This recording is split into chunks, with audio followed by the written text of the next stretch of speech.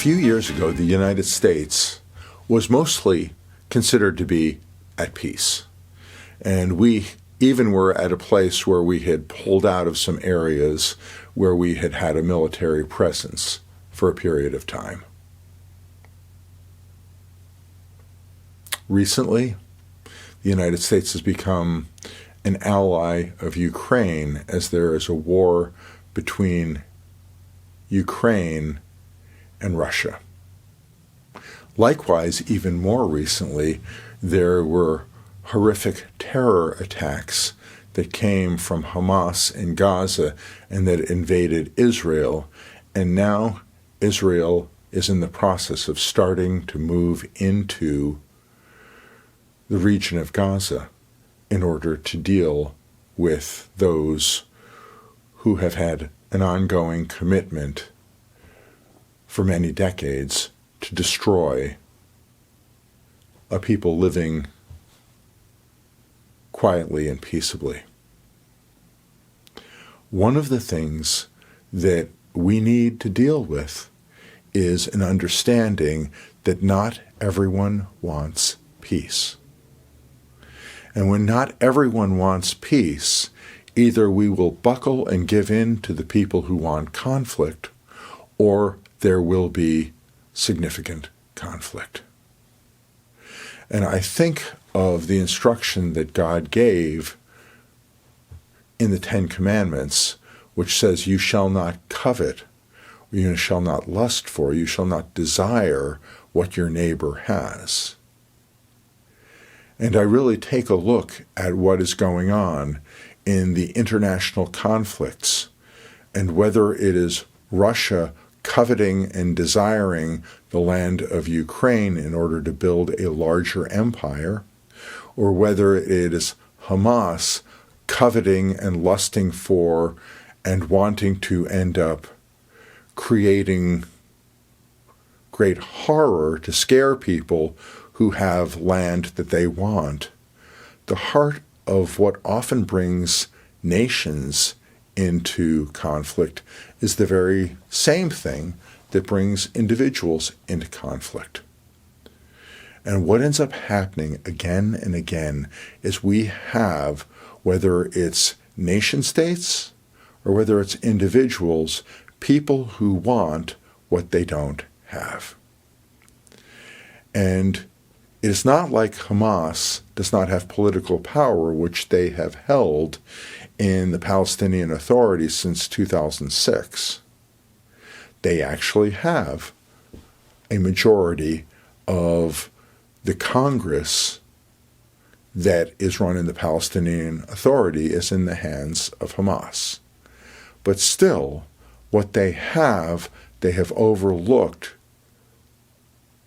what is theirs, and they want what is someone else's. Sometimes people will even tell you this, because with Hamas, their charter, and when they were founded in 1988, says that they were an organization that was created for the purpose of bringing genocide upon Jewish people and making Israel cease to be. And sometimes we don't want to really believe people when they tell us who they are. Likewise,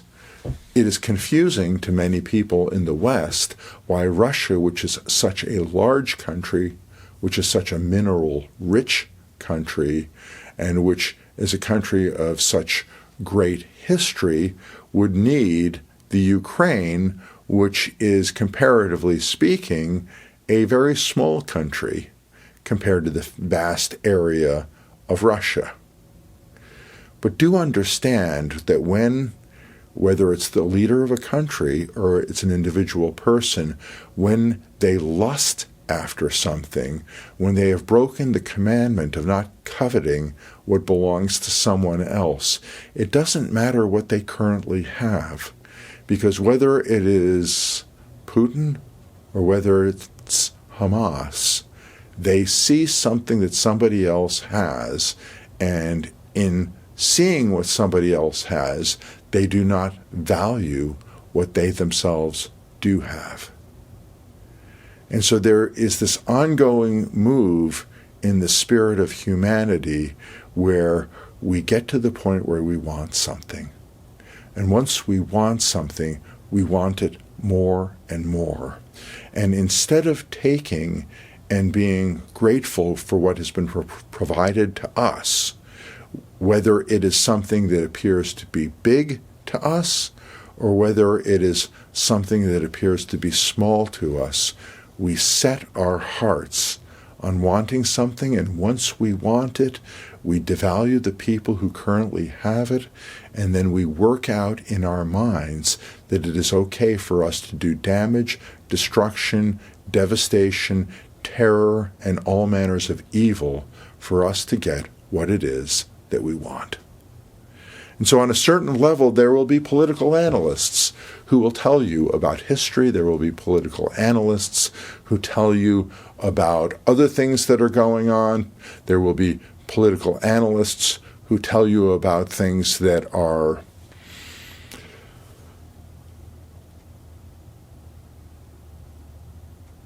supposedly important in any conflict. But the truth of the matter is that when in our hearts we break the command, you shall not covet, you shall not lust, you shall not desire what another one has. It is just the first steps on a path which turns into a road, which turns into something where there is no horror that we are unwilling to commit to get what we really want. And on a certain level, if there is a character in fiction that represents covetousness and lust and desire gone absolutely wild, I would say it is the character of Smeagol or Gollum in Lord of the Rings, who is a character who turns into an absolute shadow of what he used to be, because all he wants is the ring of power. And the ring of power keeps him alive, but honestly what goes on is he keeps on diminishing and diminishing and diminishing, and the cost for the additional life that he gets is the sucking out of him of all personality, all value, all attractiveness, all creativity, and everything else. So what if, with covetousness, whether it is a problem with nations, whether it's a problem with individuals, what if the reason that God spoke to us in the very beginning and said, "You shall not covet," was simply because he knew that it would create horror in the world around, it would end up costing us life, it would cost us liberty. What we desired would not be worth the cost that it would take out of us, and it would ultimately end up rendering us a people who have sacrificed everything that's righteous, everything that's good, and everything that's pure out of us for an object that wasn't worth it from the beginning. Shalom.